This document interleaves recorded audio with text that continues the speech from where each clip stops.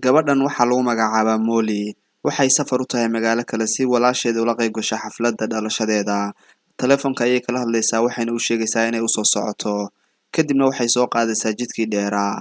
Taleefankeedii ayay ka furanaysaa GPS-ka si ay u tagto magaaladii ay u socotay. Waxay ku soo baxaysaa halkan wadadan oo ku kala qaybsanta laba dhinac.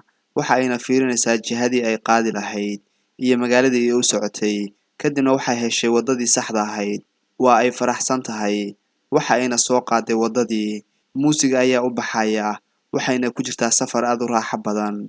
In yar kadib markii ay soo socotay, hal mar waxa istaagay gaarigii. Waxaana ku timi cillad. Jidka ayay ka saartay. Aad ayay isugu naxday meesha gaarigu kaga xumaaday. Way soo degtay waxayna isku dayaysaa inay gaarigeedii hagaajiso. Waa ayna ku guuldareysatay. Gaarigii ayay dib uga soo degtay.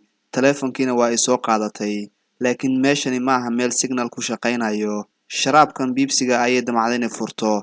Laakiin waa uu ku daadanayaa. Xagga dambe ee gaariga ayay furaysaa si ay dharka u bedelato. Hal mar ayay isku naxaysaa waan hubaa inaad ilowday inaad muuqaalka like saartid channelkana subscribe soo tiraadid. Waxaana soo istaagaya ninkan. Waa ay ka dhuumanaysaa waxa ayna gashanaysaa maradeedii. Ninkan ayaa la hadlaya waxa uuna ku leeyahay maxaa kugu dhacay. Ilaa ay u sheegtay in cillad gaarigeedii ku timi. Waxa uu isku dayayaa inuu gaariga hagaajiyo. Xoogaa yar ayay sheekaysanayaan. Gaarigii ayuu isku dayayaa inuu hagaajiyo. Mollyna waxay ku sugaysaa halkan. Nasiib wanaag hal mar ayaa gaarigii u kacayaa. Aad ayuu u farxayaa. Ilaa ay Molly aad ula yaabto. Aad ayay ugu mahadcelinaysaa. Ilaa ay lacag u soo taagto. Kadibna waxa uu leeyahay maya wax lacaga kaama rabo. Gaarigeeda ayay soo qaadaysaa iyadoo dhinaca ka fiirinaysa. Balse hal mar ayuu u qaylinayaa wayna istaagaysaa. Kadibna wuu imaanayaa waxa uu ku leeyahay waxaan rabaa inay isii dhaweysid. Waxayna ku leedahay soo kor. Gaariga ayuu soo korayaa safarkoodii ayay hore u soo qaadanayaan. Ilaa uu hal mar ku yidhi hadda kadib amarkayga ayaa gaariga ku wadaysaa. Way isku naxaysaa gabadhii. Waa uuna afduubanayaa waxa uu ku leeyahay meesha aan ku dhaho keliya ayaad maraysaa. Aad ayay u cabsanaysaa Molly. Waxayna ku dhacday dabinka ninkan uu u dhigay. Gaarigii ayay soo wadaysaa wayna fakaraysaa. Go'aan ayay qaadatay. Hal mar ayay gaarigii wadada ka leexinaysaa. Kadibna waxay ku dhufanaysaa meeshan bundada ah. Gaarigii waa uu duulayaa waxa ayna galayaan shil. Molly ayaa indhaha kala qaadaysaa. Waxa ayna ku miirsanaysaa iyada oo gaarigii dhacay. Steerinka ayay weli ku dhagan tahay. Kadibna waxay muraayahada ka arkaysaa ninkii oo halkaa jiifa. Ilaa ay markii dambe iska furtay suunkii. Lugtii ayay la gashay halkan. Mana uga soo baxayso. Aad ayay u qaylinaysaa dhiig badanna ayaa ka socda. Molly mar labaad ayay fiirinaysaa ninkii. Waxayna arkaysaa inuu jiifo. Mana uusan dhiman. Jirkiisuna waa uu dhaqdhaqaaqayaa. Molly waxay isku dayaysaa inay lugta kala soo baxdo kursiga. Laakiin way awoodi weynaysaa ilaa ay hal mar aragtay ninkii oo dhaqdhaqaaqaya. Kadibna waxay aragtay mindidan halkan taalla. Waxay isku dayaysaa inay mindidii soo qaado. Laakiin ninkii ayaa ku soo kacay. Waa ay isku naxday. Nasiib wanaag mindidii gacanteeda ayay ku jirtaa. Ninkii ayaa xagga hoose gaariga kala hadlay. Waxa uuna eegayaa sida ay wax u qabto. Molly waa ay ooyaysaa waa ayna qaylinaysaa. Laakiin halkani maaha meel codkeeda laga maqli karo. Gaarigii ayaa ku jiifa. Xilli habeennimo ayaa la gaaray. Mollyna waxay isku dayaysaa weli inay lugteedii meesha kala soo baxdo. Laakiin ma awoodayso. Dhiig buuxu weli waa uu ku socdaa. Waxa ay daaraysaa dhammaan leerarkii gaariga. Dhaxan saa'ida ayaa qabatay. Kadibna waxa ay gashanaysaa jaakadeedii. Wax yar markii ay hurday. Molly waxa ay maqlaysaa sanqadh. Waa ay isku naxaysaa ilaa ay indhaha kala qaado. Waana xayawaanada meeshan jooga.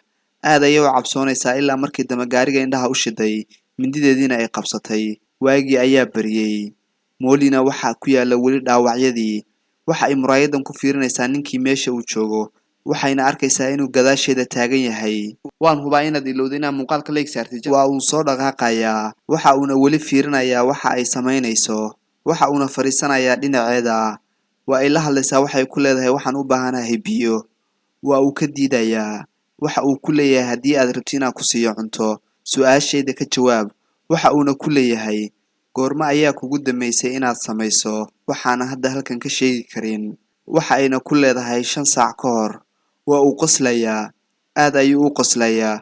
Waxa uuna uga baxay ballantii. Waa uu isaga tegayaa. Habeennimo ayaa la gaaray. Mollyna waxa ay heshay aqoonsiga ninkan. Kadibna waxa ay ku qoranaysaa buuggan si haddii ay u badbaado ay u soo tixraacdo. Molly waa ay seexanaysaa iyadoo aad u gaajaysan. Qabow daranna uu hayo. Kadibna waxa ay shidaysaa waraaqahan si ay diirimaad uga hesho. waa ayna ku seexatay iyada oo jiifta ayay hal mar waxay aragtay bahalkan dusha ka saaran waa ay qaylisay ilaa ay iska tuurtay jiirkii ilaa mid ka mid a ay ku dishay furihii gaariga kadibna waa ay fiirinaysaa waxayna go'aansatay gaajada aadka u daran ee haysa in ay jiirkan isku kala bixiso jiirka ayay soo qaadaysaa xagga sare ayay mindidii kaga jaraysaa hilibkiisa ayay gogoynaysaa waxa ayna hilbihii sursuratay qorigan kadibna dabkii ay shidaaye u dhigtay ilaa iyada oo dhibsanaysa ay afka gelgelisay caagad biyaana ka dabageysay sidii ayay ku seexatay subaxii ayaa la gaaray moolina waxa ay ku kacday codka telefoon yeeraya waxayna aragtay inuu yahay telefoonkeedii kadibna kabtan ayay kusoo jiiday ilaa ay markii dambe gacanta la heshay telefoonkii ayay soo qabsatay isla markiiba waxa ay maqashay codka ninkii waxa ayna qarsatay telefoonkii waxa uuna ku leeyahay ka waran haddii aan meesha kaa saaro aniga may raacaysaa amarkaygana ma qaadanaysaa hadallo jees-jeesa ayuu ku odhanayaa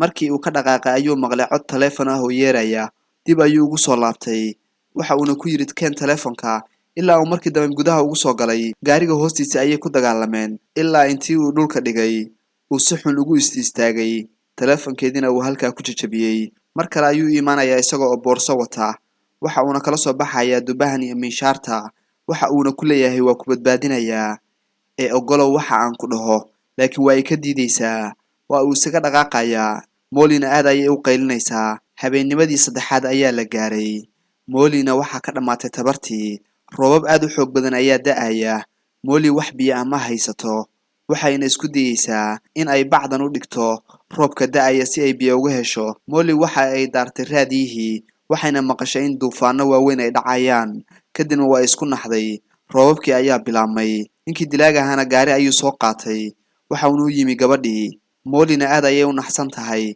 toosh ayuu indhaha kaga qabtay moolina waxay iska dhigaysaa qof hurda lugteedii iyo dhaawaceeda ayuu fiiriyey kadibna ushan ayuu soo qaatay si uu u fiiriyo inay nooshahay iyo inay dhimatay waxa uuna waayey wax dhaqdhaqaaq ah hoos ayuu soo galay si uu gabadha lugta meesha uga soo saaro una kaxaysto oo gurigiisii u geysto laakiin mindi ayay hoosta ku haysataa hal mar ayay kusoo boday mindidii ayayna caloosha ka gelisay waa ayna isku dhegeen ninkii waxa uu iska saaray mindidii mooli aad ayay ugu qoslaysaa waa ayna ku faraxsan tahay inay jabka intaa laga gaarsiisay kadibna gaarigiisii furaha ayay qaaday waxayna ka tuurtay buundadii hal mar ayaa waxaa yimid gaariga ninkan booliska uu wato waxa uuna ku leeyahay gaarigii ayaa iga xumaaday ilaa uu markii dambe cod maqlay ninkan booliska ah waxa uuna raadinayaa codka meesha uu ka yimi ilaa markii dambe ninkan ku yidhi iyaysan kula tegin duufaanadu ee isaga tag meeshan mooli waa ay qaylinaysaa gaarigeediina waxaa galay biyo duufaan aad u xunna ayaa socota waxayna isku dayeysaa inay meesha lugta kala baxdo si ay gaariga uga baxdo gaarigiina biyihii ayaa qaaday mooli waa ay ka badbaaday biyihii waxayna ka soo baxday gaarigii dhaawac aad u halis badan ayaa ku yaala waa ay soo gurguuratay kadibna waxay soo qaadatay alwaaxan si ay ugu tukubto laakiin hal mar ayay arkaysaa gurigan leerar ka baxayaan way u soo dhowaanaysaa si wax xun caawimaad ay uga hesho iyada oo rafaad badan ka muuqda ayay gurigii imaanaysaa kadibna waxa ay fiirinaysaa daaqadii bal in gurigan cidi ku jirto waxayna arkaysaa gabadhan sariirta ku xirxiran mooli waa ay kasoo dhaqaaqaysaa waxay imaanaysaa daaqadan kale waxayna arkaysaa ninkan meesha ku xirxiran dhiiguna ka da'ayo waxayna aragtay ninkii dilaaga ahaa afka ayay qabsatay waxayna ku oyeysaa xagga dambe ee gurigii ayay soo gashay mooli si ay u badbaadiso dadkan masaakiinta ah ee meesha ugu xirxiran faamilkan waxaa ka nool gabadhan oo keliya way u imaanaysaa waxayna leedahay aamus waxay isku dayeysaa inay ka furfurto xargihii laakiin ninkii dilaaga ahaa ayaa guriga soo galaya waxa uu fadhiisanayaa sariirtii gabadhii ayuu madaxa ka soo qabanayaa mooli waxa ay hal mar baaskoolad ku qabanaysaa ninkii waa uu kusoo bodayaa ninkii ilaa ay markii dambe feer ku dhufatay kana carartay gabadhan labaadna waa ay ka baxsanaysaa dilaagiina waxa uu raadinayaa moolina waxay ku dhumanaysaa miiskan ilaa uu hal mar miiskii ka qaaday marada mooli waa ay qaylinaysaa hal mar ayuu qabanayaa waxa uuna ku dhufanayaa gidaarkan mooli waxay isku dayeysaa inay mindidan soo qaadato laakiin waa uu soo jiidayaa waxa uuna dhuunta kaga qabanayaa mindi waxa ayna gacanta la heshay meeshii nabarka ahayd ee mindida hore uga dhufatay kadibna waa ay kasoo baxsanaysaa ninkii wuxuu arkayaa in gabadhii labaadna ay baxsatay hal mar isagoo daaqadan taagan ayay gadaal kaga imaanaysaa waxa ayna ka tuuraysaa dabaqii waxa uuna ku dhacayaa xagga hoose dhulka waxaana lugtii ka galay birtan weyn ee xayawaanka loo dhigo halkaas ayuu ku dhiig baxayaa mooli iyo gabadhii kale waa u yimaadeen waa ayna ku jejeesaysaa waxa ay leedahay sidii aad igu samaysay oo kale ayaad maanta ku jirtaa cid ku badbaadinaysa male halkan ayaad ku dhimanaysaa mooli iyo gabadhii waa ay isaga soo dhaqaaqayaan daawadayaal filimkeenna maanta halkaas ayuu noogu ogyahay. waa hubaa inaad ilowday inaad muuqaalka like saarto. haddii aad ku cusub tahay barteena YouTube ee qaansada filimada, fadlan channelka subscribe saar. waa ku mahadsantihiin daawashada muuqaalkan.